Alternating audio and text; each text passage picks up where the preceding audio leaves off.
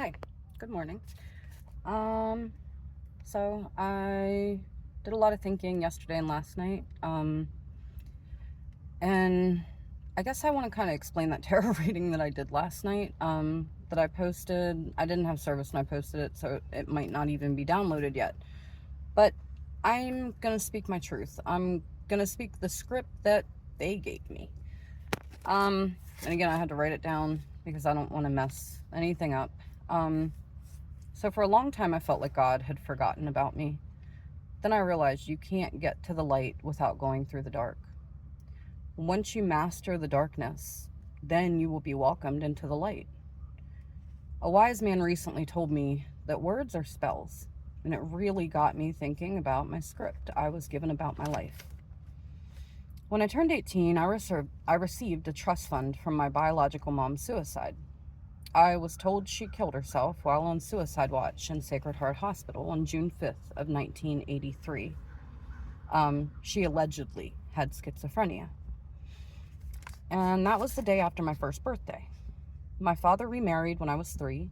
Mind you, at the time of my mother's death, he was battling cancer at 32 years old with 3 young children, and he had only had a 30% chance of living.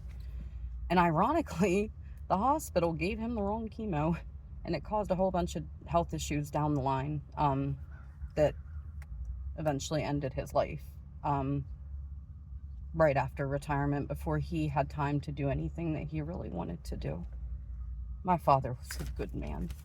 He was a very good man. I got his heart. When he remarried, we moved from Western Maryland to Lancaster, Pennsylvania. I don't remember a lot from my childhood. The only thing I really remember is that we never wanted for anything, and we went to North Carolina every summer for vacation. But I don't remember, like, what we ever did there, really. Um, so probably because so we never wanted for anything, probably because on top of the trust fund, they were receiving 3 social security checks every month, on top of my father being an electrician and my stepmother working full-time as well. When I turned 12, right after my sister and stepbrother graduated high school, my parents decided we were moving back to Western Maryland. Once we were there, they proceeded to tell my brother and I about our mother's suicide. He was about to turn 18, and they had to explain why we were each getting over $100,000. I was so confused. I just felt like, why even tell us the truth now? I say the script. Our lives felt perfect up until that point, or mine anyway. After that day, it felt like I lost my mom, the only mom I ever knew. My perception was that she became distant and cold. I won't get into details, it doesn't matter. But from that day forward, I always felt like I had to prove something to her, and I let that script run my life. And I also used it for a lot of excuses. Then I started rebelling. I fell in with the wrong crowds. I was just looking for someone, anyone, to accept me for who I was. But how could anyone accept me for who I was when I didn't accept myself? When I was 17, I was at a July 4th party, and I only remember bits and pieces of that night. My daughter was born 9 months later. Without her, I would have never graduated high school. And without her, I would never know the determination of a mother's love. My love. I only had a few months with her before my actions, guilt, and shame tore me away.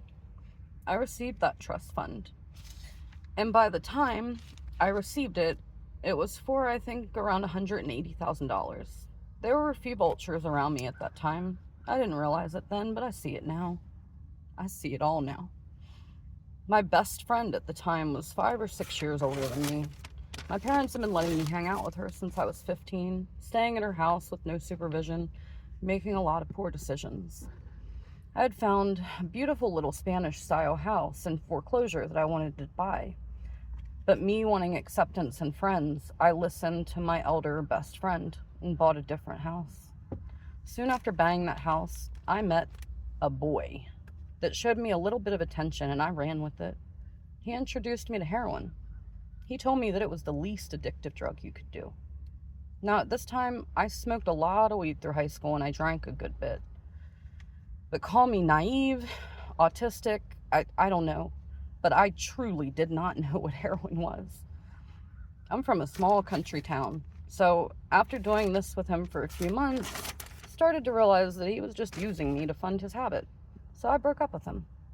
Another fun fact is that his house was the house that my daughter was conceived at on July 4th, 1999.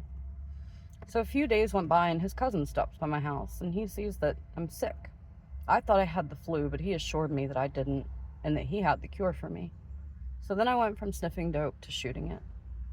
And within a few months, I lost custody of my daughter to my father and my stepmother. And I guess just stay tuned for part 2. I'm going to work and then think and then write, and I'll be back. I love everyone. I forgive everyone. Love like Jesus. Love and light.